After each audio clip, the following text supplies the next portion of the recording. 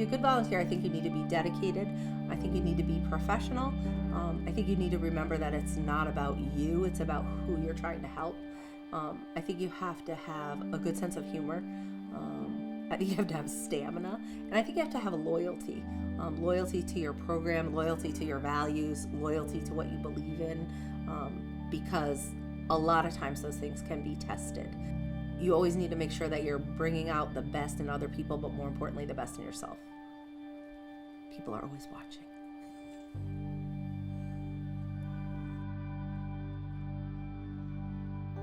Volunteers are the heart and soul of any organization. I'm not sure that West Haven Pop Warner would be what it is today without Cebi. She's been involved now for a little bit over 10 years.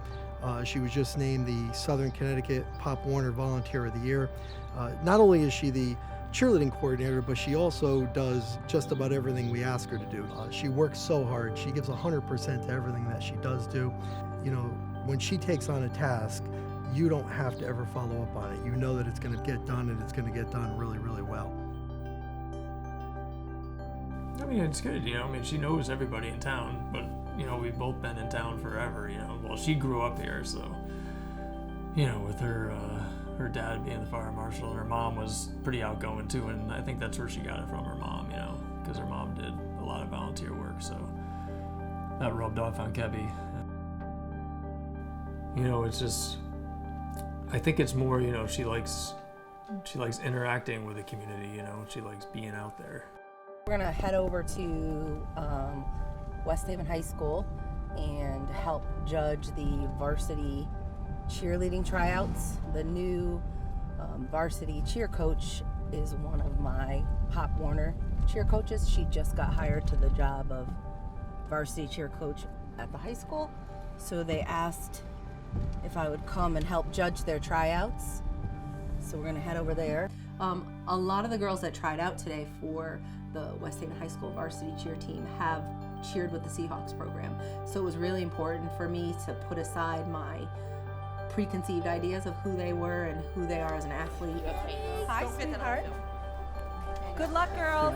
You know, they're my kids. You know, I refer to people I talk to at work, I'll say like, oh my God, my kid's this, or my parents this, and they're like, what? And I'm like, oh no, I don't mean my kids or my parents. I mean, you know, my Seahawk kids, my Seahawk parents. So there was about 5 or 6 girls that also were on the Seahawks. So a lot of these girls, some cheered their whole Pop Warner career with us, and some cheered for a year or two. Harley and Tiana were also on our first cheer team to go to nationals. As they were junior peewees, 9-year-old junior peewees. And that's true, they were also my first Tiny Mite team. When we first started the 5 and 6-year-old program, they were on the first Tiny Mite team as well. Also, Tiana's brothers all played football for the Seahawks. Brianna's brothers all played football for the Seahawks. Brianna's dad coached for the Seahawks. Your brothers played baseball, right? How about you guys? Oh, yeah, and Lexi's brother played football for the Seahawks, and Lexi's dad coached for the Seahawks as well. And Lexi's mom coached for the Seahawks for a year. She was a cheer That's coach. right. Yeah, I think without Pop Warner, I would not have continued cheering. I wouldn't have made any high school team, or I wouldn't have been All-American or anything that I am now without Pop Warner. So, Pop Warner really helps you get ready for high school because it's such a big step, and everyone around you is really supportive and wants to push you to do your best. So, and they just, even if you leave and go to high school, they want you to come back and help girls learn new things. oh, don't cry. I'm so proud of you guys. I'm so glad that you're good people. I don't really care that you're good cheerleaders. I mean, that's nice, but I'm so glad that you turned out to be good people. That's my goal.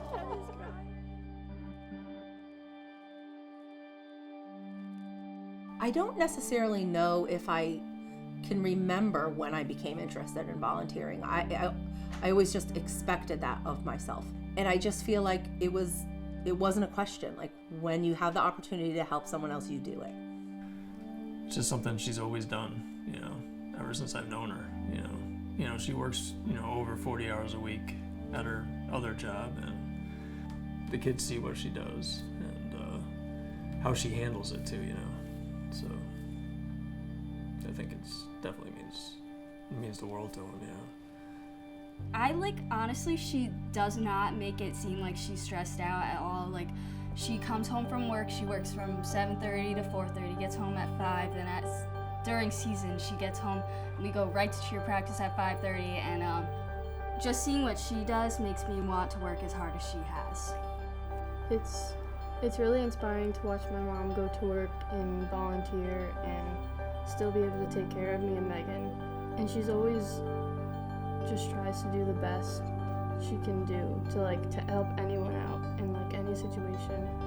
I do feel like when they were younger, they missed out on things because of the amount of time that I spent doing for others. It's hard because there's I'm gonna get choked up. I always feel like someone has to speak for the kids that don't have anyone to speak. I don't want to do this. Sorry. I think it's important for someone to speak for the kids who don't have anyone to speak for them, or to mentor kids that don't have anyone maybe to mentor them at home. So although it may have taken a little bit away from my kids, I think they learned that it's important for them to do that if they're given that opportunity when they grow up. I think it just comes naturally, just wanting to help people out. She's just always willing to be there for anyone and a good friend to everyone she meets, and it makes me feel really proud of her. That's my mom.